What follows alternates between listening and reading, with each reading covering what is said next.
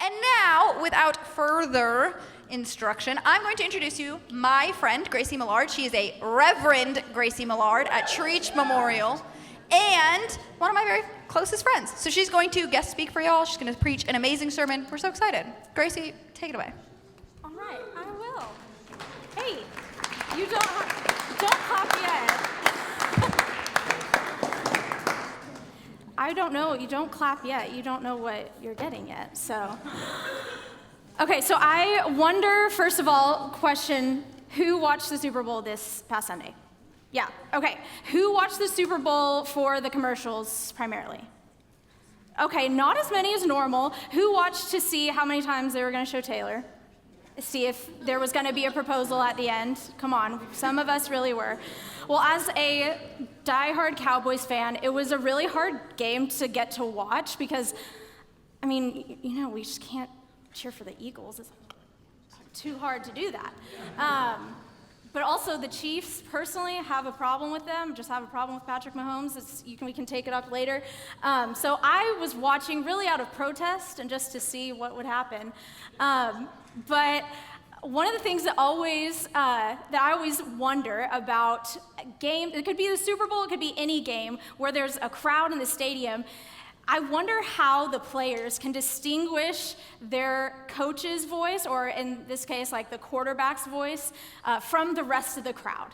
They have all that distraction going on. There's all people shouting things at the ref and people shouting because they know better than the coach. And I wonder, I'm always like, how can they tune that out and be able to focus on the voice that is most important, like the voice that matters most to them? Because the only voice that they really need to listen to is the coaches or the quarterbacks. And honestly, trying to follow God is a lot like that, trying to filter out all those voices. Of like a player trying to listen to a coach. We have all these voices in the stadium yelling at us, and I mean, y'all would know better than me. I was no athlete, but I know we have some football players, right? There's some football players. Wow, there's no football players here, actually. Did y'all know that? Okay, volleyball players, soccer players, you know your coach's voice. Maybe you're a theater kid or band kid, and you look for your director's cues. You get it. I don't get it because like I said, the furthest thing from an athlete. But I did get it. I went to HP, I do have to say. I went to HP. I went to WOW as a high schooler, and then I worked with Chelsea, and Chelsea would say she practically invented me. So I also say I get it. I get all the voices that you have coming out at you.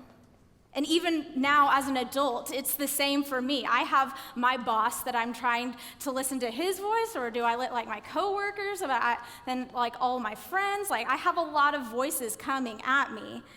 There's a lot of voices coming at us in our lives. And sometimes we lose focus of the voices that we need to listen to the most, or which voice we should listen to. How do I know what voice to listen to? There are so many voices, and they're not even necessarily bad ones. I mean, your parents and your friends, and they're good voices to listen to, but which one do you listen to when, your parents say you need to study, like you can't go out tonight, you need to study, and your friends are like, no, don't, let's just go hang out. Like, you don't need to study, it's fine. Or when your coach maybe is like, if you want to play next week, like you need to put in more hours conditioning. You need to put more hours in the weight room. But then your teacher is like, well, if you wanted to get into your dream school, you're gonna have to double down on tutoring and extra study hours. And you're like, well, there's only so many hours in a day. What voice do I listen to? And then there's also, your life group leaders and your pastors, Desi and Mac and Chelsea. They're inviting you to WOW and asking you to sign up for a mission trip, but then your friends are going to the beach that week, and you're like, well, which voice do I listen to? And then, y'all and us right now, we're living in a world where we have literally more voices coming at us than ever before in all of history with TikTok and Instagram and all of them telling the thing that we have to have and the thing that real Christians do. But for real, how many of us are wearing something that we bought from TikTok, Mac? Anybody? Okay. Yeah. There are so many voices in our lives trying to tell you what to do, trying to tell you what choices you should make, trying to tell you who you are. Most of them are good. Chelsea, Mac, and Desi wouldn't have invited me to come here and preach and for me just to say, and don't listen to Mac, Desi, or Chelsea, because you can't trust them. But don't tell Chelsea I said this, but even Chelsea isn't perfect. I know, I won't be invited back. The thing is, though, Jesus knew that this was a struggle for not only us now, but for people throughout all of time. He knew that there were people who were just desperate for a leader, for somebody to try to tell them what to do, how they should live their lives. And he used this metaphor of sheep and a shepherd. The sheep, that's us, and the shepherds are all the voices and all the leaders in our lives. So I want you to hang with me here. Jesus really loves a good metaphor. He says in John 10, starting in verse 11, he says, I am the good shepherd. The good shepherd lays down his life for the sheep. Now I know you're really surprised that it's Jesus. The answer is Jesus. But there is more to it, I promise. When Jesus says, I am the good shepherd, it's obvious he's not going to be the bad shepherd, but he's saying good as in I am the model of who a shepherd should be. I am the leader. I am the perfect, the ideal person that you should be following. I am everything that a leader is supposed to be. And according to Jesus, the thing that a leader is supposed to be is somebody who loves his sheep so much that he would lay down his life for them. Jesus says, I am the good shepherd. The good shepherd lays down his life for the sheep. When the hired hand sees the wolf coming, he leaves the sheep and runs away. And that's because he isn't the shepherd. The sheep aren't really his. So the wolf attacks the sheep and scatters them. He's only a hired hand, and the sheep don't matter to them. Jesus really leans into the metaphor here, so hang with me. There are other influences, there are other voices and leaders speaking into our lives that try to lead us, the hired hands. And like the voices of the crowd in the stadium or the other voices in your life, your friends, your teachers, your coaches, that drown out the coach's voice, that drown out Jesus' voice, Jesus knows. Jesus knows he's competing for your attention. Jesus doesn't just say, I am the shepherd. I know you've been waiting for a leader. You don't have any leader. He knows that there are other people who take care of the sheep, the hired hands. The other hired hands, they can do the job. They can take care of the sheep. They know where to lead them. They are decent shepherds. But at the end of the day, the hired hand, if there's a wolf coming, if there's danger coming, if something threatens their life and the sheep's, guess what? The hired hand runs away. So the hired hand looks out for himself. The hired hands, they look out for themselves. But Jesus takes it even further. That not only will he do all the things that a shepherd would normally do, like caring for the sheep or, tending to one who is injured or protecting them from danger, Jesus says he will actually lay down his life for the sheep. That's how much he loves sheep, how much he loves us.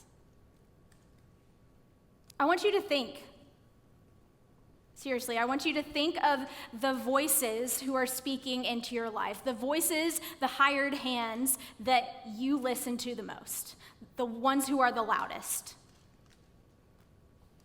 At the end of the day, who does Theo Vaughn or Maddie Pruitt care about the most? Because the Good Shepherd cares about you, not himself.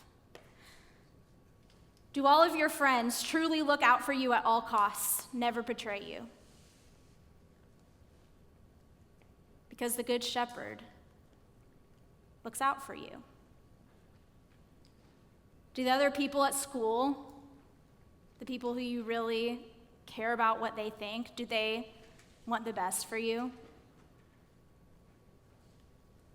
The Good Shepherd does. And let's be real, these people like Taylor Swift and Theo Vaughn and Maddie Pruitt and Sadie Robertson, they don't know your name. But the Good Shepherd does. You know, they may claim that they care about you and that they, sacrifice so much, but when push comes to shove, the hired hand does run away. Because the hired hand, while they may care for the sheep, they also care about themselves. They also care about themselves. Now, I'm not trying to say, of course you matter to your coaches, to your teachers, to your parents and your pastors.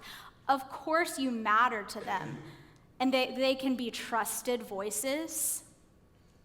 But even they aren't perfect. Even they have their own desires that can sometimes cloud what they share with you. Again, Jesus says, I am the good shepherd.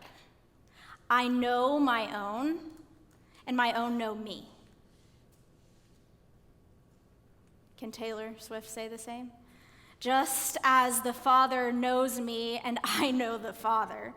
And, in case you forgot, I lay down my life for my sheep. Jesus says, I know my sheep as well as I know God. And remember, Jesus is God. So Jesus knows us pretty well.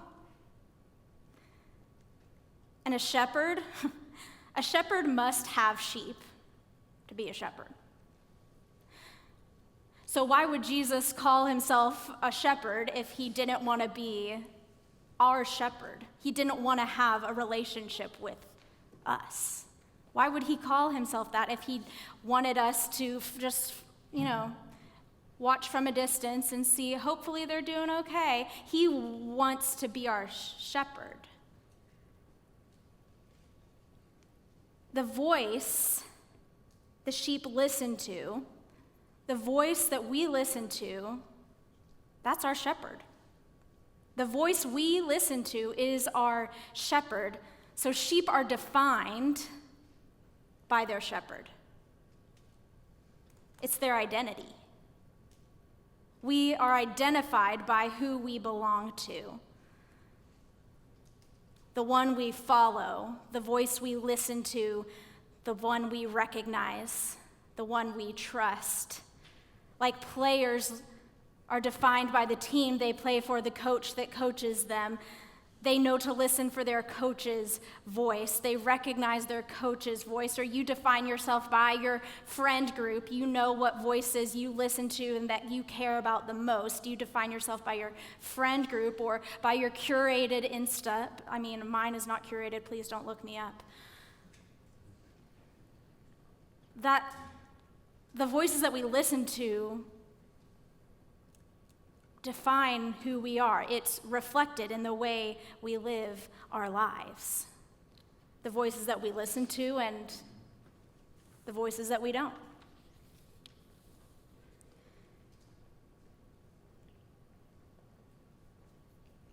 Whether we listen to the hired hands or we listen to the shepherd. There are plenty of voices. There are plenty of voices. There's only one good shepherd. There's only one. Jesus' voice is the one to listen to, because Jesus has shown us again and again, his is the voice of unconditional love. It's the voice that says, I love you so much. It's the voice that says, you matter to me. If you play sports, you know that if you want to get better, if where you want to go is to be a better athlete, you know you listen to your coach's voice.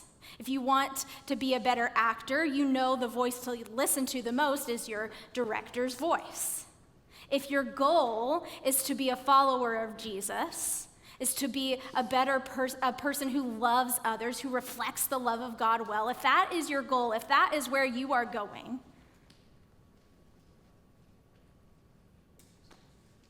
I think you listen to the voice of the Good Shepherd. Because the Good Shepherd doesn't just sometimes want what's best for you. The Good Shepherd always wants what's best for you. Jesus always wants what's best for you. Now I know it can be hard. It can be hard to hear Jesus' voice among all the thousands of voices coming at us every day. So you may have to do some intentional things. You may have to actually take steps to make Jesus' voice louder, or to make his voice one that you recognize more. Like, I might actually ask you to stop following somebody on Instagram or unfriend somebody on Snapchat. You can tell them some random pastor told me it was okay. Maybe you have to quiet one of those voices. But maybe it looks like making Jesus' voice louder, or making his voice more recognizable, getting to know what his voice sounds like. So maybe that's paying attention in life group. Probably a good one. Saying yes when Mac texts you to hang out. Guys, hang out with her. Actually listening and participating, singing. You maybe don't have to sing, but listening to the worship songs. Literally reading scripture. I know these are all Sunday school answers that you know, but you might have to actually do them to listen to the voice of Jesus better. There are lots of ways you can listen to the voice of Jesus. There are lots of voices, but there's also lots of ways that you can make the voice of Jesus the loudest voice for you. To make the voice of Jesus, and to make Jesus be your shepherd, your good shepherd, maybe the best shepherd, the shepherd that you belong to. Let's pray.